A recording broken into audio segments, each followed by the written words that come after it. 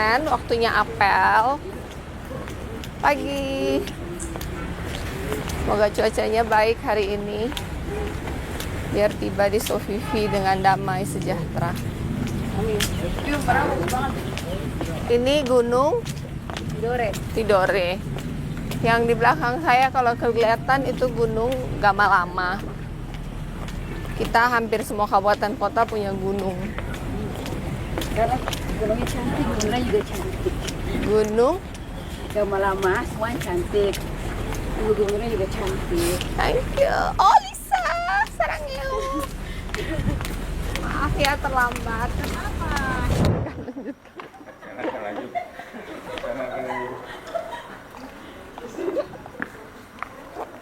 Gubernur Maluku Utara selaku pembina apel memasuki tempat apel.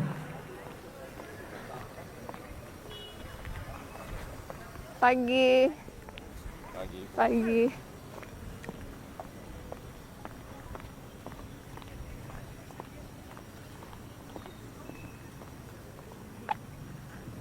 Penghormatan kepada pembina apel.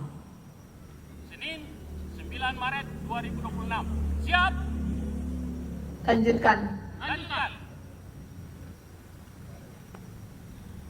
Kita pertama-tama panjatkan puji dan syukur kehadirat Tuhan Yang Maha Esa atas ridhonya kita pagi hari ini semua dapat berkumpul di sini dalam keadaan sehat walafiat dengan cuaca yang baik. Semua tadi pagi yang melintas dari Ternate di Sofifi diberikan cuaca dan kondisi laut yang baik. Oleh karena itu kita mengucapkan syukur.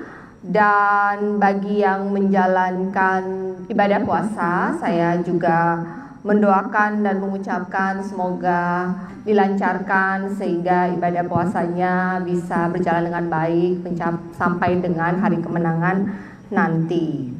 Dalam kesempatan ini ada beberapa himbauan yang ingin saya sampaikan langsung. Pertama adalah seperti yang diketahui di tahun 2026 ada pengurangan TKD dari pusat. Maluku Utara mendapat potongan sekitar 20% sekian, sehingga dari kemarin terakhir setelah APBD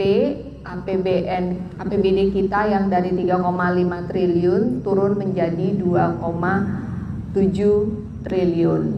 Ada pemotongan 800 miliar atau sekitar 20%. Itu menyebabkan semua program kita harus kita efisiensi dan kita potong kurang lebih sekitar 20%. Hanya pembangunan infrastruktur saja yang bertambah. Dan ini memberikan tekanan fiskal di APBD Maluku Utara, memberikan dampak terhadap TPP yang baru saja diterima oleh para ASN Provinsi Maluku Utara. Sebelumnya saya mau nanya, gaji bulan Maret sudah terima belum? Ya.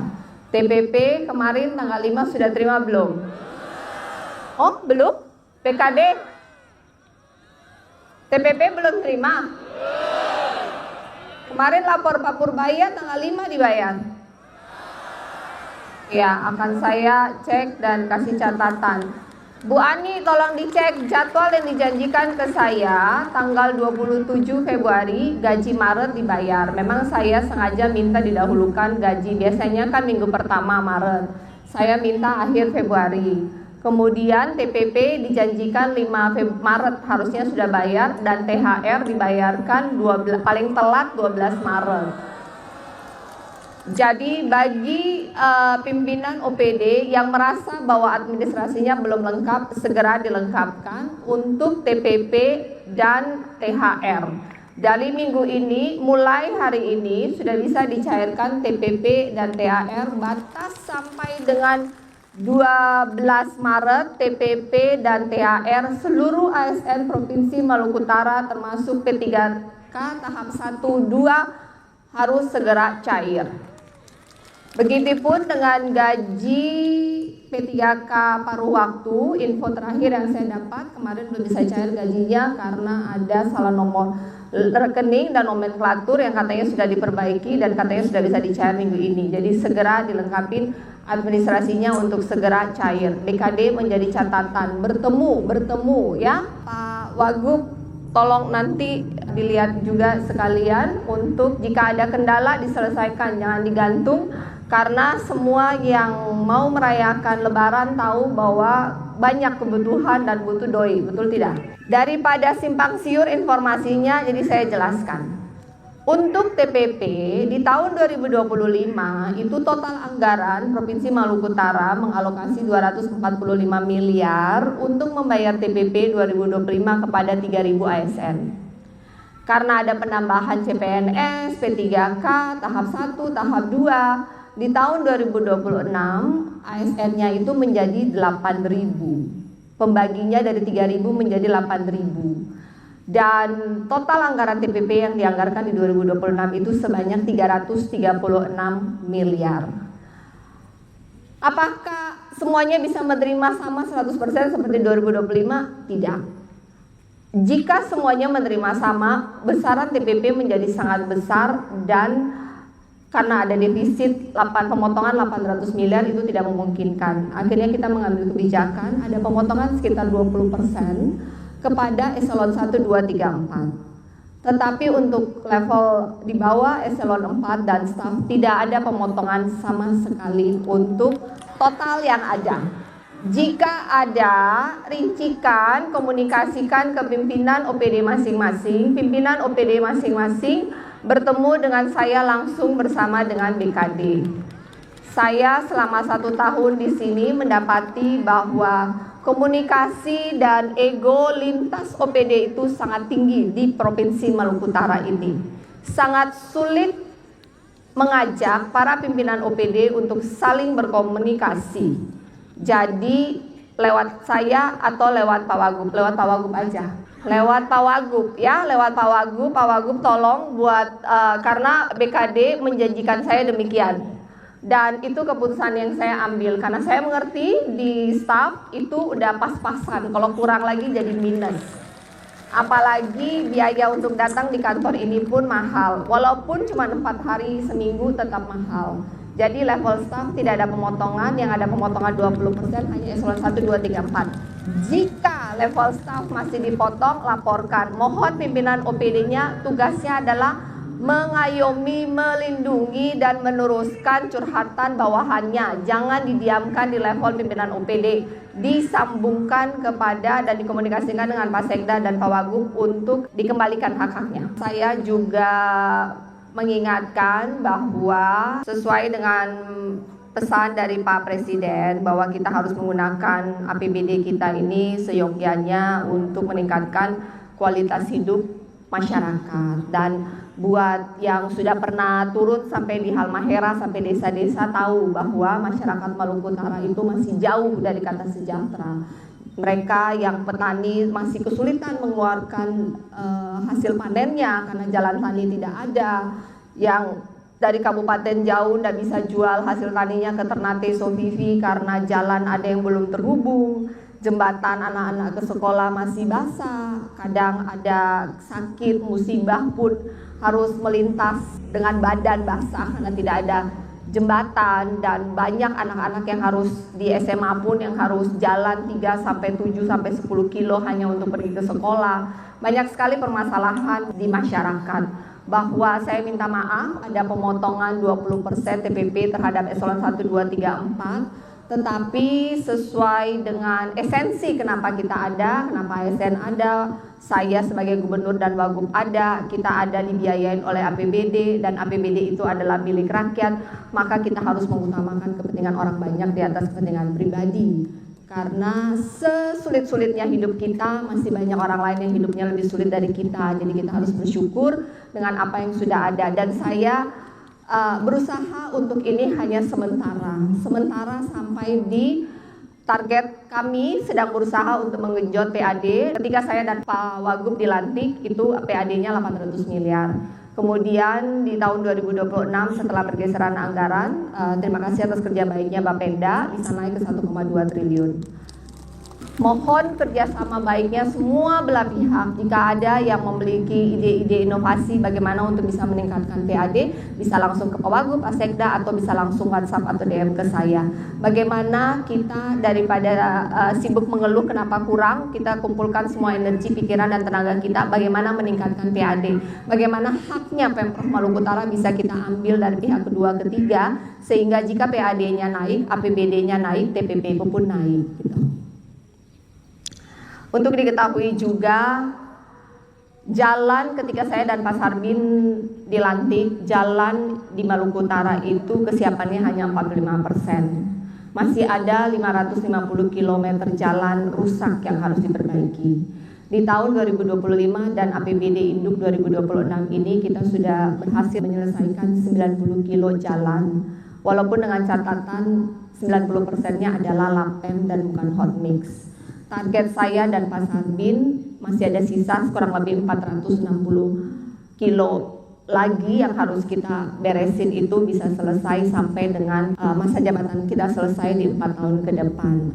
Jadi setiap tahun kita punya tugas untuk menyelesaikan 100-an kilo jalan setiap tahunnya, dan masih banyak jembatan yang harus kita selesaikan.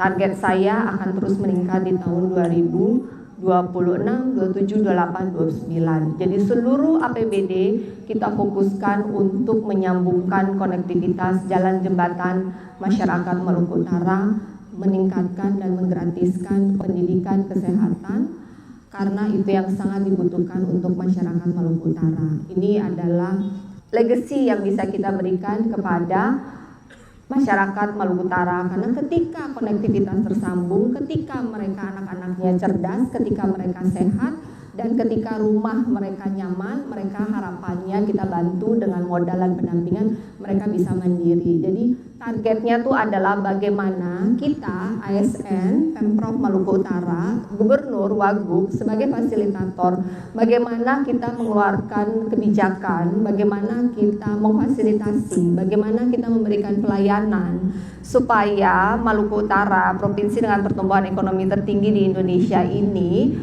jangan cuman tertinggi dan angkanya di kertas, tapi pertumbuhan ekonomi ini kita bisa jembatani untuk dirasakan juga untuk 1,3 juta masyarakat Maluku Utara. Oleh karena itu pesan saya kepada seluruh ASN Provinsi Maluku Utara, mohon mindsetnya diubah, jangan fokus kepada administrasi, fokus kepada menyelesaikan masalah, jangan fokus terhadap kelengkapan dokumen, tetapi fokus dalam mengawal output.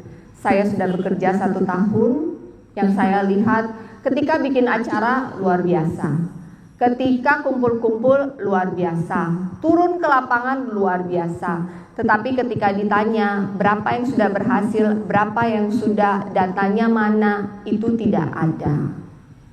Jadi tolong mindsetnya diubah. Dalam pemerintahan saya dan Pak Sarbin, saya tidak melihat siapa yang paling rajin, siapa yang paling sering muncul yang paling sering kelihatan, siapa yang paling WhatsApp, siapa yang paling sering puji saya atau Pak Wagub, siapa yang paling sering datang ke rumah, itu tidak saya lihat. Yang kami lihat itu siapa yang punya kinerjanya bagus, siapa yang ada output, siapa yang bisa memberikan perubahan kepada bidang yang dia bawahi. Untuk kesehatan, apakah kualitas pelayanan yang lebih baik, apakah komplainan dari masyarakat berkurang. Untuk pendidikan, apakah anak-anaknya lebih cerdas, apakah gurunya lebih cerdas, apakah fasilitas sekolahnya lebih baik. Untuk perhubungan, apakah masyarakat lebih nyaman untuk lintas laut dan darat. Untuk kehutanan, apakah ada lahan yang bisa dibagi secara gratis kepada masyarakat, apakah masyarakat petani dan masyarakat yang sudah punya kebun dari turun-temurun itu bisa kita bantu sertifikatkan sehingga mereka punya legalitas yang bisa mereka turunkan. Jadi yang dilihat adalah output, bukan kelengkapan administrasi. Jika ada yang punya ide dan inovasi, bisa bebas untuk ke saya, ke Wagub, atau ke siapapun. Yang kita butuhkan adalah inovasi. Kita tidak bisa menghasilkan hasil yang berbeda jika kita terus menjalankannya dengan cara yang lama dan yang sama.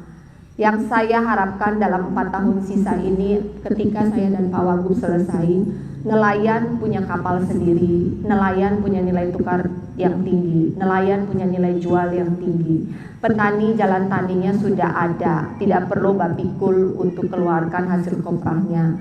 Petani punya nilai jual kopra yang tinggi, hilirisasi perikanan dan pertanian sudah ada di Maluku Utara. Ketika saya selesai pun diharapkan ASN Maluku Utara bahkan ada yang bisa dipromosikan sampai ke level kementerian dan pusat.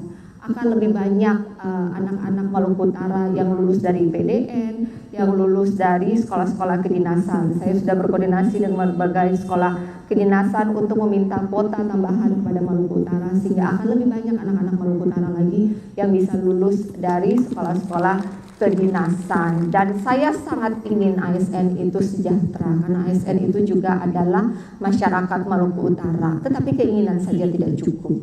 Dibutuhkan perencanaan, dibutuhkan kerjasama, dibutuhkan kolaborasi. Oleh karena itu di bulan Ramadan ini saya mengajak semua untuk kita mengkalibrasi lagi kembali hati kita untuk kita melayani seluruh masyarakat Maluku Utara dengan rasa syukur, dengan hati inovasi, kolaborasi. Mohon dengan sangat semua ego sektoral itu dibuang. Kita ada untuk memberikan pelayanan terbaik kepada masyarakat Maluku Utara. Kita semua diberikan rezeki dan amanah oleh Tuhan. Ada di kelompok kecil ini yang diberikan rezeki, diberikan otoritas oleh Sang Pencipta. Seyogianya kita manfaatkan bagaimana untuk meningkatkan kesejahteraan masyarakat Maluku Utara. Karena itulah kita ada. Kita ada bukan untuk melengkapi administrasi. Kita ada untuk memberikan perubahan supaya masyarakat Maluku Utara lebih sejahtera, lebih cerdas, lebih bahagia. Sehingga masyarakat Maluku Utara ini hidup dengan bermartabat di negeri yang kaya ini. Terima kasih. Wassalamualaikum warahmatullahi wabarakatuh. Kesehatan pun kita udah UHC.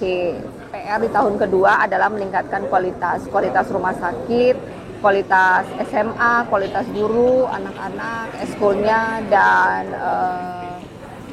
bisa lebih pintar lah. Tahun ini ditingkatkan kualitasnya. Untuk tahun kedua ini pun kita fokus kepada jembatan dan infrastruktur karena kita masih punya banyak PR.